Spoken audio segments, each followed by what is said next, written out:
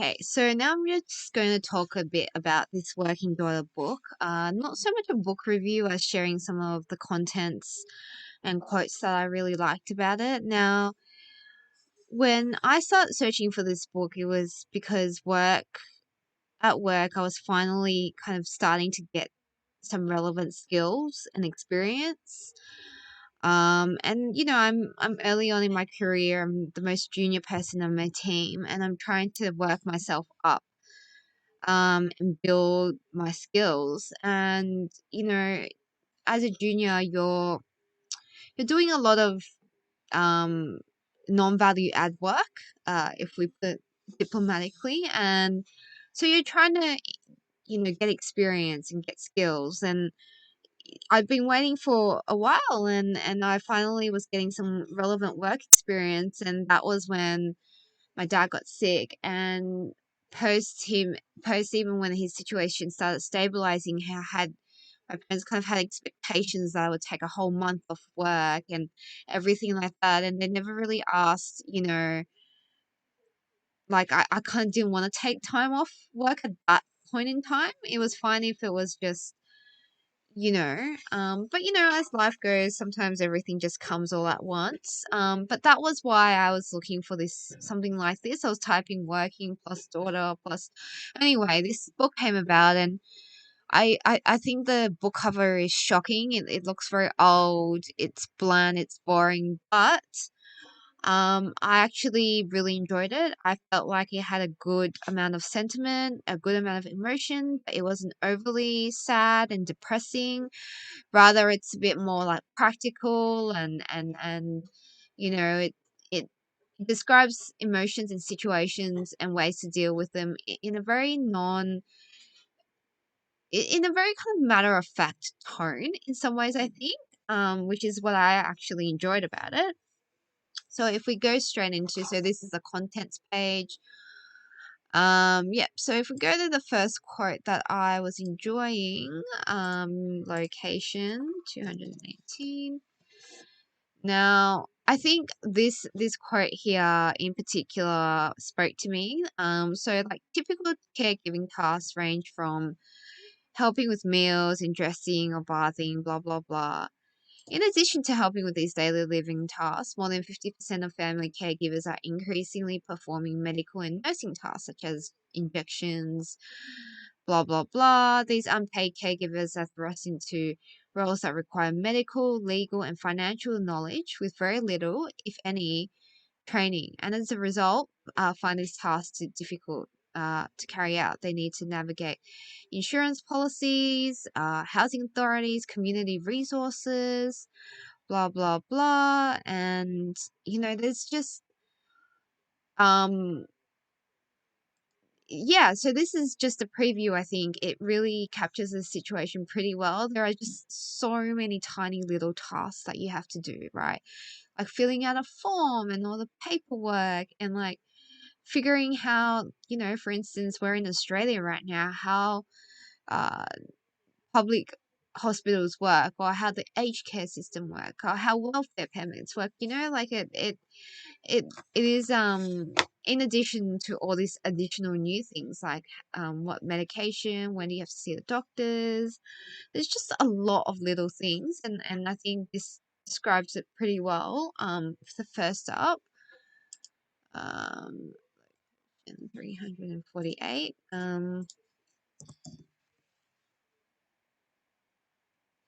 But then here it does talk about, it then goes into peaks and troughs, and this talks about what are the benefits of a caregiving duty journey. When I began my caregiving duty, I didn't know there was something called the caregiver's gain. I only knew about the burden and stress. You, however, have been informed. There's something so beautiful and invaluable about being able to care for someone in the most vulnerable moments. And so I think that was quite beautiful as well. And she sums up, these are some of the intangible benefits that we talk about, uh, which is, yeah, a lot of, that's something that I've come to realize. A lot of the benefits of sacrificing certain things is the intangible benefits that you do get out of it. Page 512. 512. Okay, and this is something I found really interesting. Oh, not interesting. I found like the emotion to be so real. Like, um, so this is about the author talking to her sisters about caregiving for her parents, and says, I had so much resentment towards my sisters. I was handling so much, blah, blah, blah. My life was falling apart. I wasn't blah, blah, blah. And that resentment isn't something I've experienced, because as an only child, you're a default option. But I have met people who have described, at work, for instance, when, someone was trying to comfort me about my situation, and they were saying how, their sisters and their brothers were living basically the high life in New York while he was stuck kind of in Sydney doing all this grunt work, which is yeah, it's grunt work, right? It's like it's chore upon chore. It's not fun. It's very lots of mundane, heavy tasks, chores basically that need to be done. So that could be something that you're potentially experiencing. For instance, you're seeing your sister or brother,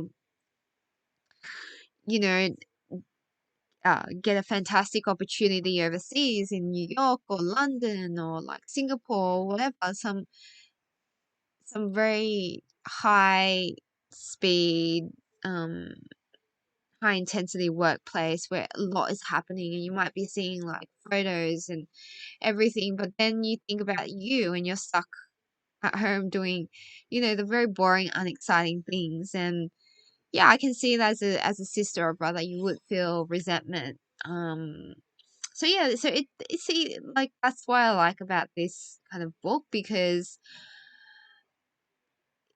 this emotion is contextually grounded. It's not just, oh, I was feeling so resentful and like blah blah blah blah blah and blah blah blah blah blah. Anyway, so it does talk about that. 600 and go 273.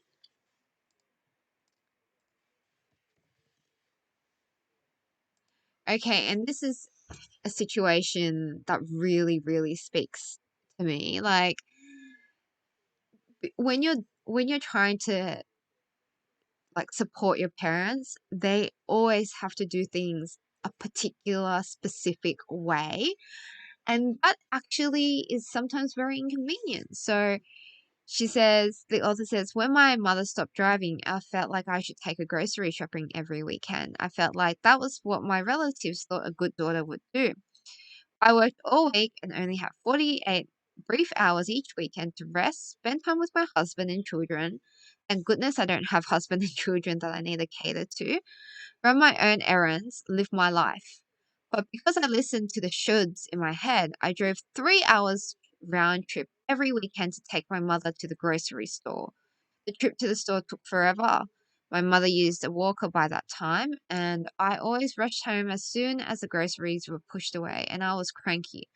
I was cranky while I was with my mother. I was cranky at home with my husband. I was cranky with my kids because I felt squeezed for that time.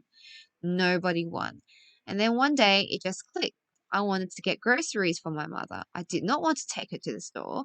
I was willing to order the food online or do the shopping by myself because it was faster. And I wasn't all powerful in my mother's life. If she didn't like what I was willing to offer, she had other options. And so I started ordering the groceries online and visiting with her on the weekends. My mother missed trips to the store, but sometimes a neighbor would take her. She always had food and had more time to sit and visit with her. So, I'm living with my mum currently, and let me tell you, this online option is something she absolutely hates. And so, I something as small as that is what frustrates me. And she would call me selfish because she's like, "Oh, well, you should be, I've done so much for you as a mom, blah blah blah blah blah. You can't be flexible with your schedule. But driving her to the grocery shops, you wait for her, and however long she takes, it's so much faster if I was doing the shopping for her. If she just gave me a shopping list and I did all the shopping for her, and that kind of thing, or ordering it online, and that's something that you know, I've still had to struggle with. It's just like all these little things that frustrate you. Anyway, this page was seriously, I was like, okay, I'm finally speaking to someone who fucking gets it. Apologies for swearing, but that's how I feel. But yeah, and then the book goes on a lot of detail, and I found this page also quite useful. It talks about some of the practicalities of what you should do when you're in this situation. So,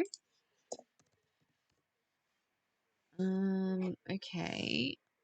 I don't know why this isn't working.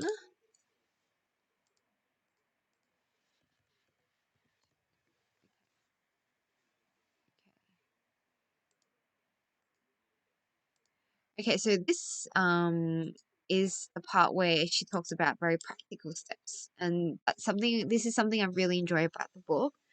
So she talks about, the fact that when you have to start doing caregiving stuff, you're going to take time off work, right? And my work's been really good. It's been very supportive. But sometimes if you're working in a more demanding place, it's not that flexible. And it says, here are 3 things you should do before you ask your boss for flexibility. You should read the handbook. You should follow the leader. So what do other people do? Thankfully, my workplace is highly supportive of it. So I didn't really have that issue. But I think, if you're a young, ambitious professional working in a high demanding job, then that might be hard. So you might need to negotiate a bit more and then finally get clear on what you need. And yeah, so that's something I guess you can think about. Of course, the most important way to secure and hold on to work arrangements that allow you to better manage your life is to build and maintain trust at work. Trust is the currency you trade when life gets messy and performing at work gets challenging. Here are 3 steps to build that trust so that you can access the flexibility your life requires. If you're at work. So be present, I guess. This I'm not yeah, so she talks about so the author of this book is actually now a manager already. So she's talking about how um she tells yeah, so she's like, but if you plan to play Candy Crush or look at Facebook all day, call in sick. If you work from home, work and take time off if you need it. So instead of just doing a half-assed thing, so this is very practical, which is something I really liked about it. Um, yeah, so that's that part. Now, next page, location 1169. Okay, another thing I found is quite useful that I tried to apply. Sometimes this can be quite hard to apply, but your personal life is personal, not company business. Err on the side of less is more when it comes to sharing the reason for your flex accommodations with anyone outside of your manager and maybe your immediate coworkers. Sure, it's okay to be human and let people know you are taking some personal time or changing your hours for personal reasons, but you don't need to share all of the details. I always encourage people I manage to adopt a don't ask, don't tell policy. I don't ask you why you need to leave at 2:30 on Wednesday, and you please don't tell me. Instead, tell me what work I can expect from you, when I can expect it, who I can call in your absence, and when you'll be available again. Those are the details you need to communicate when you make a flex request. And um, essentially, she's saying who's going to cover for your work. As a manager, I guess that's all you're interested in. And being kind of junior on a team, sometimes you don't see how a manager sees things. So, in some ways, I think this is something I've had to make sure I do. And I made sure that I tried not to tell people what was happening, although emotionally you might feel like letting it all out. But yeah, so it's like practical advice, I think, uh, which is something that I really enjoyed from this book. Okay, next page. Um,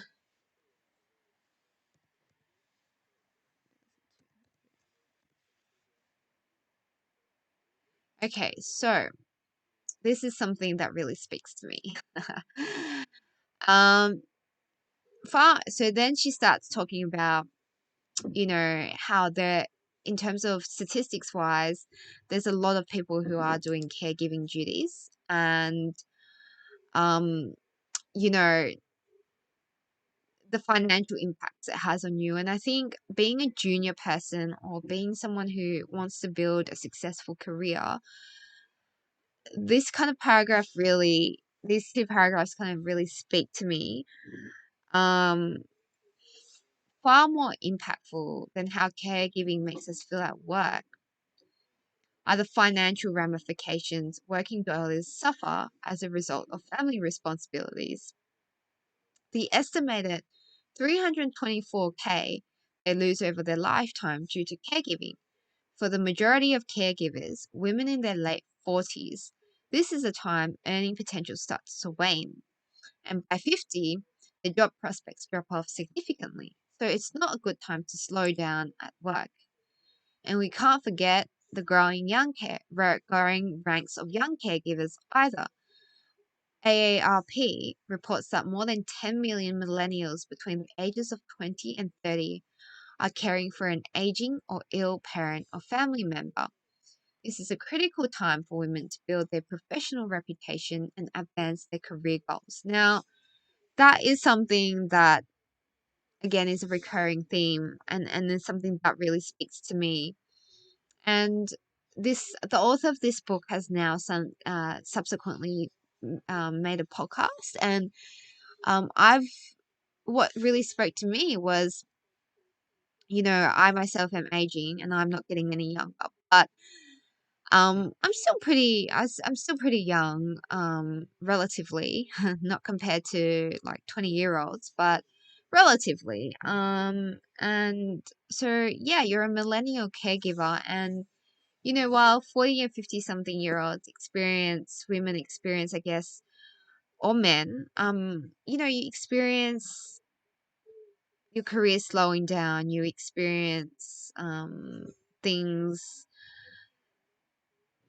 slowing down, and the fact that if you don't have a skill set, you might not be able to come back to work. Well, as a 20 and 30-year-old, or even 40-year-old, because we're all living younger, you're in this young situation where you're trying to build your career, right? And that's the essential period. It's a critical time period, as people say. And if you're building well, and by the time you're a director at 35, that's very different to when you're 35 and you're still starting out as a graduate or as a junior. So anyway, that's something this that really spoke to me.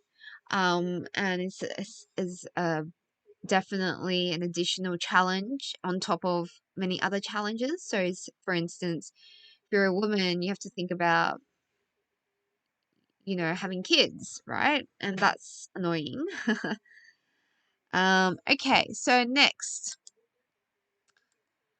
1199, 200.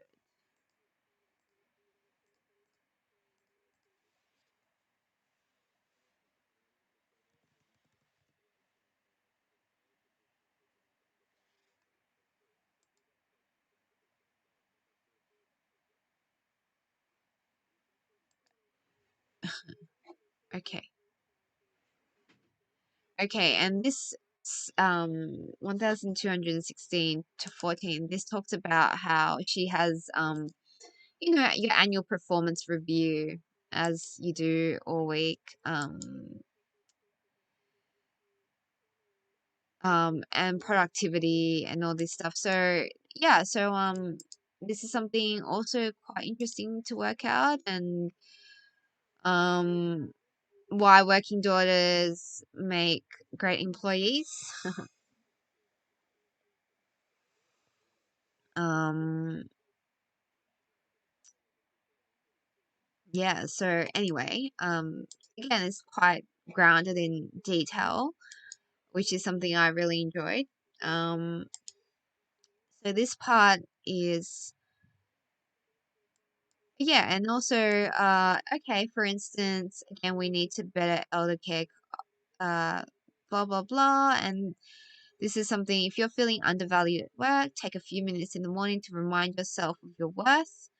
If you feel confident, you're more likely to perform well. Read your bio, consult your gold star folder, play a theme song, and that kind of thing. I didn't really look at this too much. I felt like I didn't really have time to read this, to be honest. I have a social life to attend to, vibrant social life. Um, yeah, okay. So next, 1892. So the, all of this, these managed chapters here, it talks about practical tips on how to really, like, all the grunt work, right? If you're trying to do all the grunt work, this is a very useful thing to have. So it says keep copies of all of this information in 3 different places: your home, your office, and your glove compartment. That way, if you are taking a parent to the doctor, or if there is an emergency, no matter where you are, you will have what you need. Pro tip: take pictures of insurance card, medication lists, any current lab results, and keep them on your smartphone as a backup. Now, I think that is just a very, like, handy 101, like, life hack. Because it's basically like your bank account. If you need your bank credit debit card for a long time, then I take photos of my bank credit cards so that I don't have to look for it in my wallet all the time. It's the same thing. Like, if you have to go to the doctors, they'll ask you for documentation, and it's just easy to keep a digital copy. Then it talked about some, more practical things that you could do. For instance, take notes. Even she even talks about, like, taking notes during the visit, not after the visit, because you don't have time. Really, you don't have time. Bring a list of questions and concerns. So my mom actually does a bulk of all of this stuff. I'm not the primary caregiver. And she basically researches my dad's condition and all the medical reports, and she looks it up on Google, and she has, before she sees the doctor, she's already thought of all these potential questions. Um, and sometimes doctors don't tell you the full story, or um, they will, doctors aren't always also the loveliest of people. Sometimes they can be quite vicious. For instance, there was a doctor that my dad had to deal with. Like, this was the first time, and he was, the doctor was like trying to evaluate whether or not my dad needed chemotherapy, and, like, obviously chemotherapy would be the best treatment option. And um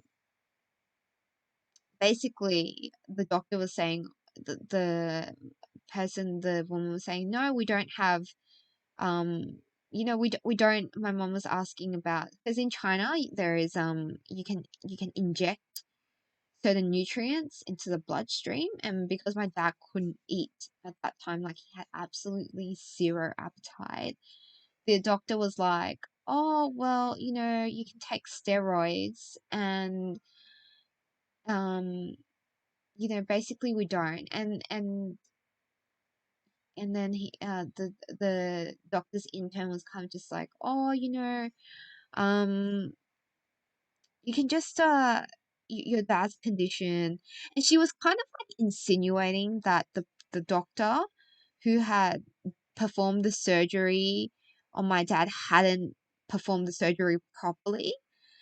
And yeah, so it's good to turn prepared with questions, and also to be a bit mindful of what your doctors are saying and be a bit critical. Like, yes, we need to respect doctors, but at the same time, some doctors have a bit of an agenda. So anyway, yeah, so that's something that, be prepared when you go to these, and do your research beforehand. Don't just listen to whatever the doctor says. Doesn't mean the doctor's right all the time. And then it talked about the financial and legal aspects, like the importance of finding, elder law attorney, and doing your finance, etc., etc. This part, veteran benefits, talks about, if you're in the US, what kind of benefits you would receive. Obviously, we're in Australia, so that's not quite relevant to us.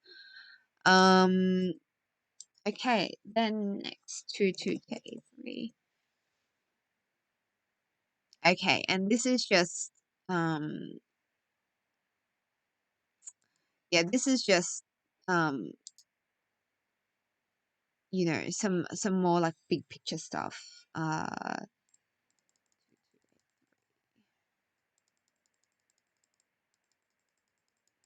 22.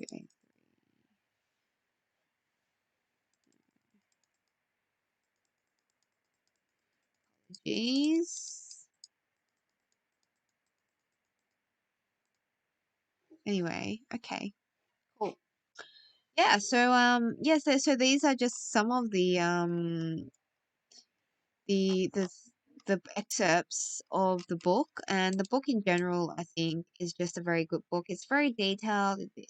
It really speaks to you, without having to speak to you, because you're like, oh yeah, this is exactly what I'm going through as well, and this is what's concerning me as well. Obviously, the biggest difference between yeah, myself and this author is that she has children, and she also has a husband, which is like more things, so much more than I have to deal with. But at the same time, she's already established herself and in her career, and she's also she's also got her family started. Whereas for me, I'm still, I'm not even married yet, right? And I'm still dating, and there's a lot of issues and problems with the dating world that you have to deal with. So, and the social life, and like maybe working overseas, or all those kinds of things. So yeah. Good book.